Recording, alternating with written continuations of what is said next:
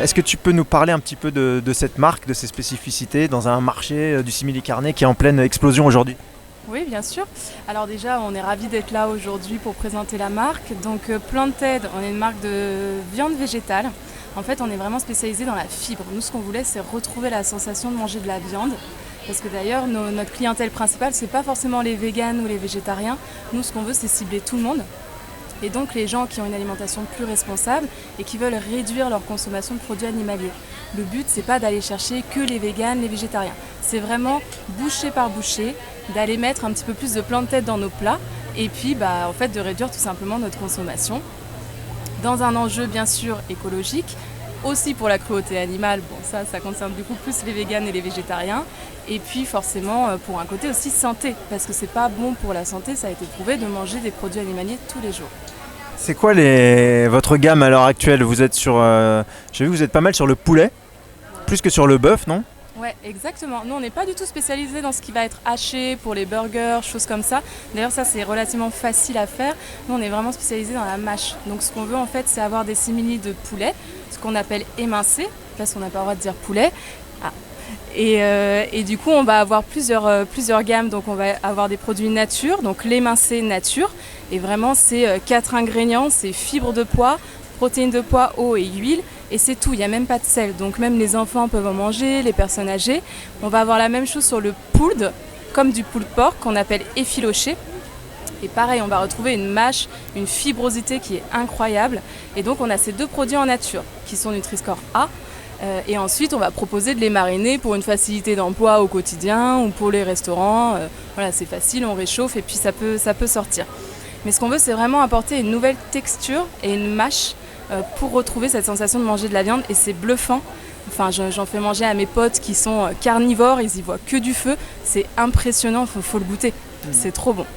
Et donc moi j'ai déjà goûté, hein, perso, effectivement, Ouais. j'avoue c'est pas mal du tout. Aujourd'hui la distribution, elle se joue plus au niveau des restaurants, du réseau CHR, ou est-ce qu'elle se joue plutôt en grande distribution?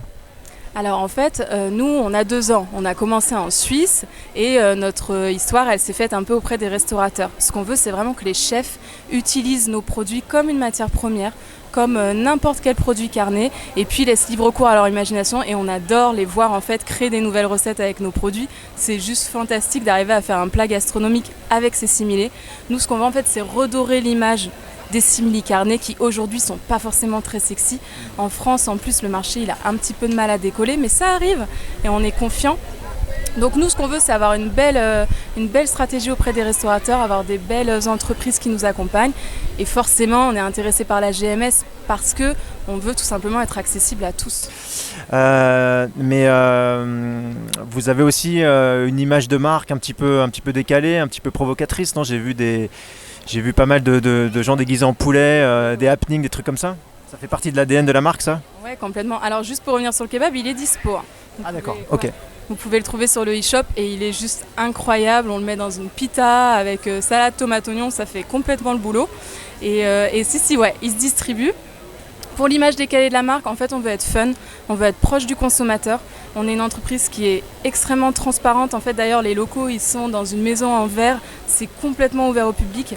Nous, quand on lance un produit, en fait, on veut que le consommateur soit au cœur du processus de développement. Par exemple, là, on a lancé une escalope panée. C'est très tendance. En Autriche, ils adorent ça. Ils appellent ça le schnitzel. Et en fait, on a vraiment mis le consommateur au cœur de ce processus. Le prototype, il était disponible pendant 1 semaine sur le e-shop. Et ça, c'est vraiment quelque chose qu'on veut garder. On veut que les gens puissent goûter le produit en amont. On a une image décalée. C'est 4 fondateurs qui sont jeunes, qui sont toujours le sourire aux lèvres. Et en fait, on veut garder cette image-là. En effet, notre mascotte, c'est le gros poulet qui se balade partout dans la ville, qui monte sur un Vélib, devant la Tour Eiffel, etc. Ouais. Et du coup, vous avez aussi un positionnement un petit peu européen de facto, puisque vous venez de Suisse, sur un marché qui est en fait sur lequel il y a des grosses marques américaines, donc Beyond Meat évidemment, Impossible qui a eu un peu du mal à passer la frontière, et puis après en France, des acteurs franco-français comme les Nouveaux Fermiers, etc. Est-ce que vous assumez un positionnement européen comme ça, avec la volonté de se développer rapidement dans différents pays du continent ? Alors, donc on a commencé en Suisse, comme je disais. Ensuite, là-bas, ça a cartonné. Le marché était vraiment mature. On s'est développé en Autriche, en Allemagne. Là, on vient tout juste d'arriver en France. Ça commence à prendre. Ce qui nous différencie quand même beaucoup des autres, c'est qu'on est sans soja. Et ça, c'est très très rare sur le marché. Et on est délicieux et c'est relativement rare aussi sur le marché. Donc on est plutôt confiant. Je pense que la marque, en fait, c'est bon, tout simplement. Faut goûter. C'est incroyable. Cette sensation de mâche, on l'a pas ailleurs. C'est vraiment cette fibre, on est vraiment spécialisé là-dedans, que les autres n'ont pas forcément, ou c'est un petit peu reconstitué. Là, on retrouve en fait, c'est une pièce en fait de viande. Donc quand on le coupe, on s'en rend vraiment compte. Et en effet, on a une approche un petit peu européenne. Je pense que d'autres pays ne devraient pas tarder à avoir du plantain dans leurs assiettes. Top. Et la Suisse, ça fait partie aussi de l'ADN. En général, on connaît plutôt la Suisse pour les banques et le chocolat. Est-ce que pour le poulet végétal, il y a quelque chose à tirer de cette identité-là ou c'est juste une coïncidence, vous venez de Suisse puis c'est tout? Je pense que c'est un petit peu une coïncidence aussi. Après, ils étaient pas loin des pays qui sont quand même assez portés végétariens. Il y a pas mal de restaurants végétariens en Suisse.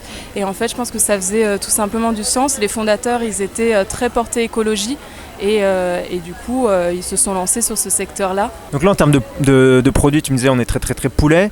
C'est assez atypique parce que c'est un marché qui s'est quand même vachement structuré autour du simili sur le bœuf et le burger. Hein. Tout le monde s'est rué là-dessus, notamment parce que le burger est un plat populaire et que aussi... On m'a dit que comme dans le burger il y a plein d'autres ingrédients, ça permet aussi de masquer un peu les imperfections du produit plutôt que d'avoir un produit nu. Est-ce que c'est un truc sur lequel vous voulez aller, vous? Est-ce qu'il y a d'autres choses en perspective? Est-ce que vous allez faire, je sais pas moi, du poisson, des trucs comme ça? Alors ouais, non, nous en fait on veut vraiment pas se lancer sur le haché. Comme je disais, ce qu'on fait c'est de la fibre. On veut vraiment des pièces entières de viande. Et le haché en fait ça nous intéresse tout simplement pas parce que c'est pas notre ADN. Il y en a qui le font très bien et on leur laisse ce marché. Et c'est vrai que j'ai des clients qui sont parfois un peu pas déçus mais qui me disent est-ce que vous faites du haché parce que j'en vends plein, ça serait intéressant. Je leur dis non, nous on veut vraiment pas se porter là-dessus. Nous on veut vraiment rester sur de la pièce de viande et retrouver cette mâche. Mais du coup, vous pourriez aussi avoir de la pièce de viande sur d'autres simili animaux. Sur du bœuf, vous n'êtes pas obligé de faire du haché. Est-ce que là, vraiment, on se dit on travaille le poulet à fond? Ou est-ce qu'il y a d'autres débouchés? Est-ce qu'il y a des choses que tu peux me dire sur les perspectives à 1-2 ans? Alors, on n'est pas que sur le poulet, du coup on fait aussi les filochés. Donc là c'est plutôt pulled pork. Donc globalement c'est les deux animaux qu'on est en train de sauver, le poulet et le porc. Et en effet, la R&D est en Suisse, donc nous on a les produits qui arrivent peut-être un petit peu après, mais ils bossent comme des fous pour proposer les produits de demain, mais ça restera des pièces de viande. Ouais.